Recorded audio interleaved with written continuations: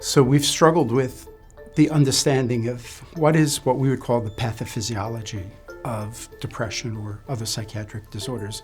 What actually is malfunctioning in the brain that's leading to these disorders? The Nobel Prize was awarded about 120 years ago for really the basic understanding of how individual cells, the neurons in the brain, actually communicate with each other through chemical impulses that are then translated to electrical stimuli. Since then, our understanding has evolved. We started to realize that these neurons are localized into nuclei, and then those nuclei form circuits, the way they communicate with each other, and then those circuits actually form networks. So we're really starting to understand how the brain works as a very complex unit to regulate our emotions, our perceptions, our thoughts. We use the term neuroplasticity, which has become a big buzzword in the field.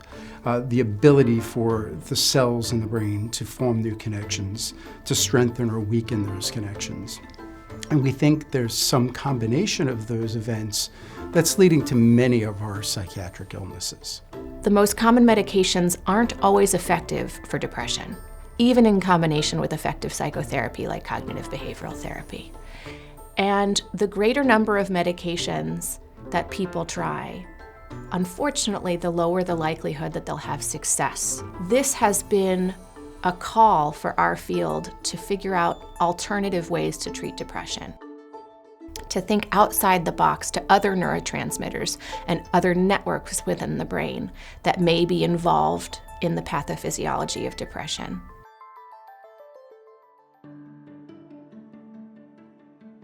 Interventional psychiatry here at Yale includes treatment modalities such as rapid-acting antidepressants such as ketamine or esketamine, which we think works more in regards to the glutamate system and causes a myriad of downstream effects in terms of synaptic plasticity, this phenomenon where things that fire together wire together in the brain.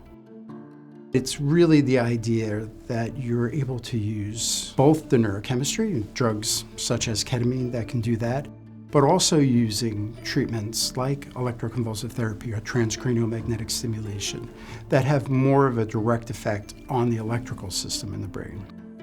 TMS is a non-invasive form of neuromodulation.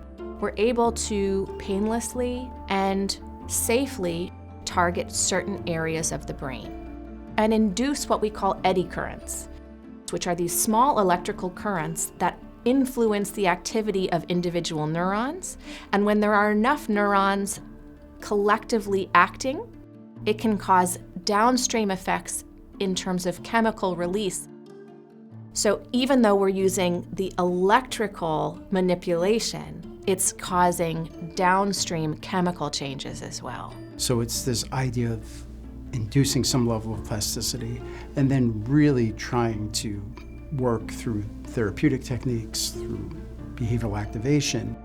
We're trying to figure out the different mechanisms by which these illnesses occur and how we can individualize treatment on a clinical level for each individual patient.